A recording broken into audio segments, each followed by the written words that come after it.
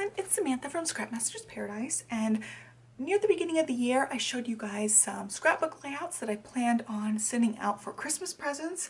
Well, I never ended up getting them sent. I was just super lazy, super pregnant, and they didn't get sent out. It had just gotten so close to my due date, I thought it was kind of silly to send those out just to send out birth layouts a short time later, so I went ahead and held on to those, and I'm going to send them out with some newborn layouts. I have got a bunch of layouts that I've been working on to send along with those same layouts. This is going to be part one of this video because it's just the bare bones of these layouts.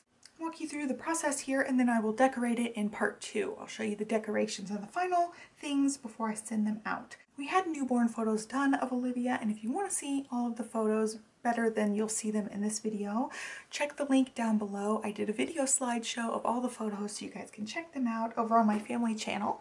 Anyway, so I'm going to walk you through most of the layouts. I have four 4x6 photos on, and they're all set up the same way. I've got a background piece of paper, I've got some sort of cardstock around the edge, and all I did was I took a 12x12 piece of cardstock and cut it at 8.5, so I'd be left with a 1/4 of an inch margin around the photos. And then I just stuck the photos on.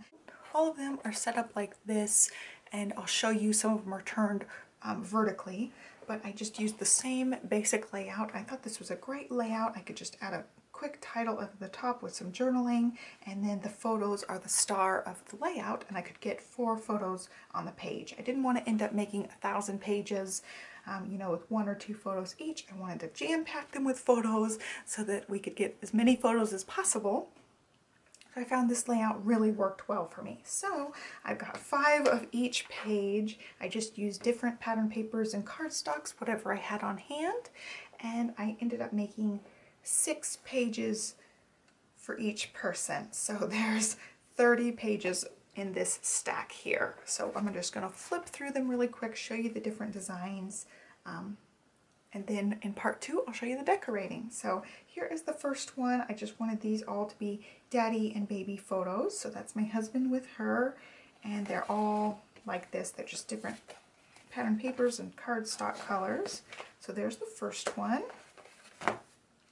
And then we had these cute little nerdy photos taken, and I wanted to really accentuate that aqua and throw in a little bit of pink so that you still know it's a girl. So the title on this one will be pink too. On this one, the only thing I changed from the last layout is I put the photos up at the top and I added a little fringe border, and I showed how to do this fringe border in a tutorial recently. I will also link that down below. So there's that one. This one's a little bit different because of the pattern paper, but they're all the same layout. I just changed what aqua pattern paper I was using. So there's those. So this one, all I did was used a vertical layout, and then I added a scallop here. This is actually a die for the Big Shot, and it's from Paper Tray Ink. This is just a vertical layout, same basic concept. It looks almost identical if you turn it like that. So there's that one. So for this, I really accentuated the cream and the brown from these photos. And again, I wanted to use lots of pink. She's a little baby girl. There's that one. This one's more neutral. I'm just using, you know, whatever papers I have on hand. So there's that set. Well, this set's turned the wrong way. So again, I've got a grouping of 4 photos, and I have the exact same layout as that first set. Let's see. And then for this, I have a 2-page spread. So these two will be side by side in the album, matching together. So there is one set. This one's identical to that one. This one just has different pattern paper, but again, it's a 2-page spread.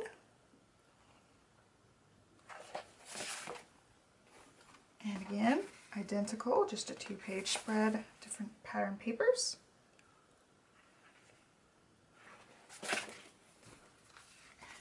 And there's the last 2-page spread. I just used whatever papers I had. I think they all turned out cute. So this one is the only one that's a little bit different because I had 2 photos. So I just made a layout here. I just cut 2 strips of pattern paper, and then this is an 8.25 or 8.5 inch square. I just attached the square, added the strips, and then put my photos a little bit off center there.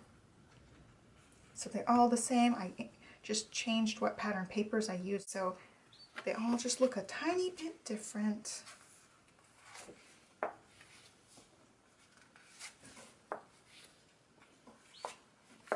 And that is the last one.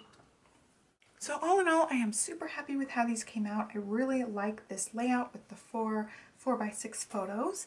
Share with you guys that layout and show you guys how I started this huge project. You know, 30 layouts is a lot of layouts, so I'm just doing it incrementally, and I would work on one set of 4x6s per nap time until I got these all done. So my next step is to add some decorations and add some journaling.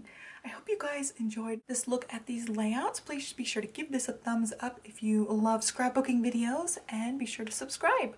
Thank you so much for watching, and have a wonderful day. Bye!